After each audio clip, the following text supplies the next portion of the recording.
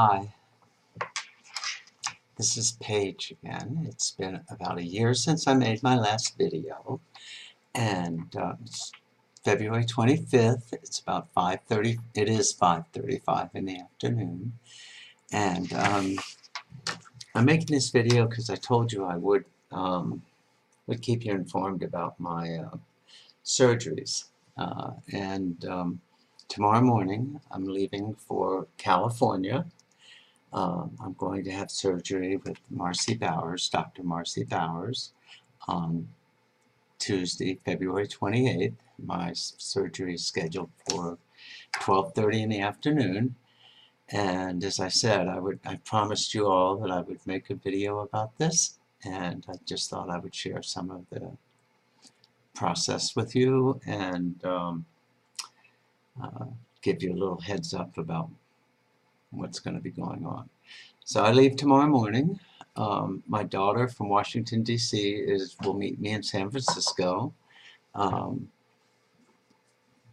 have a doctor's appointment at Dr. Bowers, an appointment with Dr. Bowers on Monday morning at 9 a.m. at her office. And then I'll have to go to the hospital because they want to type your blood directly at the hospital. And I'll do my pre-registration. And actually, I want to meet with a woman named Susan, who's wonderful, who's the anesthesiology nurse that contacts us before surgery, just to thank her for all her kindness. The process for getting this surgery is somewhat daunting in the sense that it was easy to get my letters. Dr. Bowers requires a letter from your gender therapist as well as a letter from a PhD psychologist who reviews your file. That was very easy for me because I've been seeing my therapist for 6 years, and actually even the reviewing therapist had known me for 4 or 5 years because I was active in the community and also because I had encountered her during my work at Denver Health.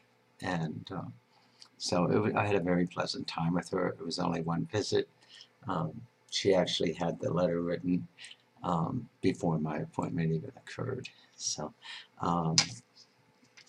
but the process involves, your insurance company.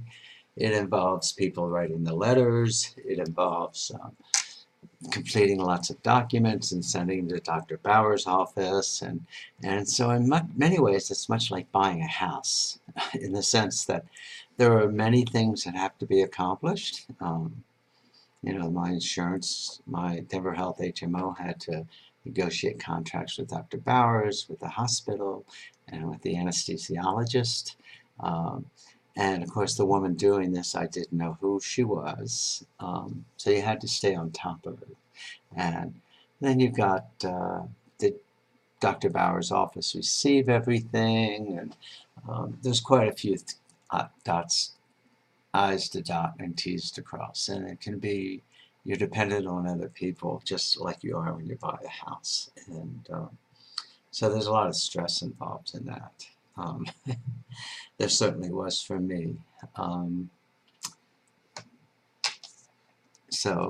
As I said, my daughter will be joining me tomorrow in San Francisco, and will be there for my surgery and while I'm in the hospital. And my surgery is Tuesday afternoon. The plan is for me to be discharged from the hospital on Friday. I will stay over the weekend. My friend Danielle, who had the surgery with Dr. Bowers 2 years ago, is flying in on Saturday afternoon, and my daughter and I will pick her up at the airport, and then my daughter will fly home Sunday morning. Monday morning or Monday afternoon, I'll have an appointment at Dr. Bowers' office where the packing that they insert will be removed and the catheter will be removed. And then they want you to stay in California for a few more days. So I'm going to be staying there until Thursday morning. So I'll arrive home from Denver on Thursday evening, the 9th.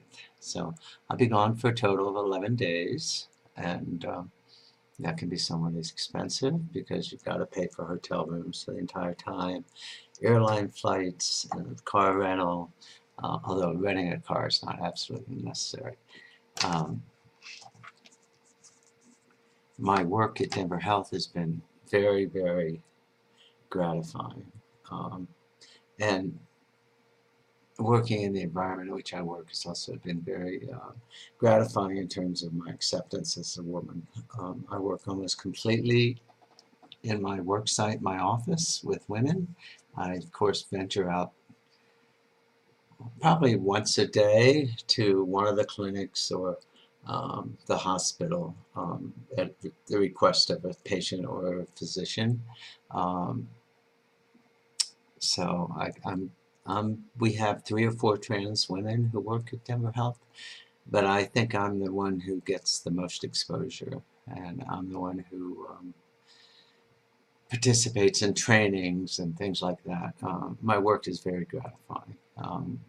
Denver Health had a Trans Health Summit last October, 5 hours of training with about 150 people there, someone from each clinic, all the clinic managers, one healthcare partner, at least one person from the registration department, and at least one physician. And it actually was oversubscribed. I think we had about 50 people that we didn't have room for. And it was 5 hours solely focused on transgender health disparities. We had a transgender panel, which I was on.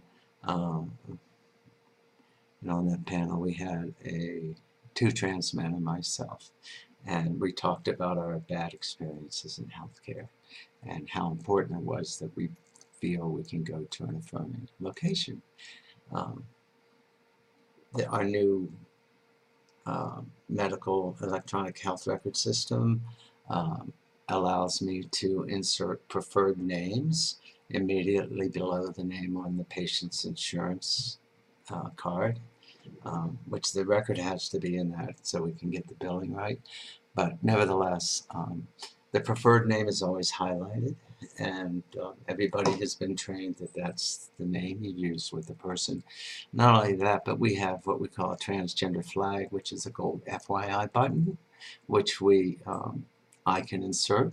And if they click on that, it drops down and has 5 questions and the answers, such as preferred gender, sex assigned at birth, preferred pronouns, whether the patient's on medications related to transition, and whether the patient's had surgeries related to transition. And it's a big help. But we have over 7,000 employees, and we need to know that that information is available to every single employee that interfaces with patients, and that includes food service and things like that. There's just a lot of details to wrinkles to get straightened out. We have in place now at Denver Health a director of the LGBT Center of Excellence, and the goal of the Center of Excellence is to transform the entire system, and it's a very complex system, into a culturally and medically affirming place for LGBT patients, including transgender, people who identify as genderqueer, and to have the medical professionals they see know which kinds of screenings they need and which kind of medical treatments are available to them relative to let's say, their exposure to harm.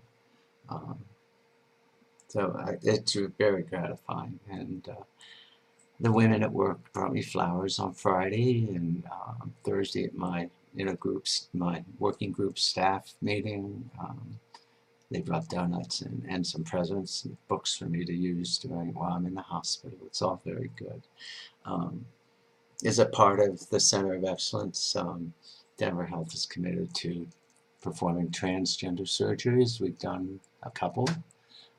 We do top surgeries now, and of course, for trans men, we can do hysterectomies and things of that. We can also do orchiectomies if we can get medical insurance approval.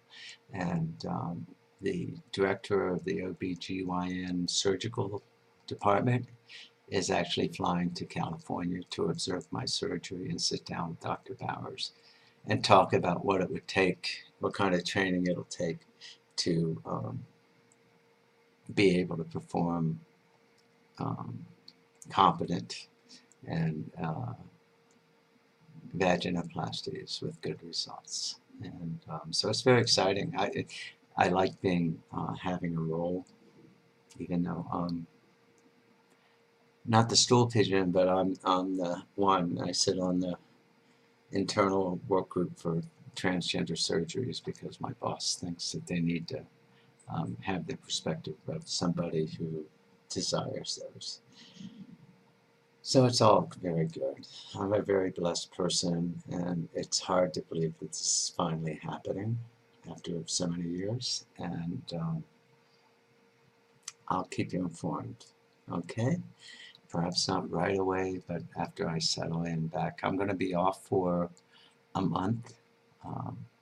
Denver Health is going to put me on temporary disability during that time, so I'll receive some compensation.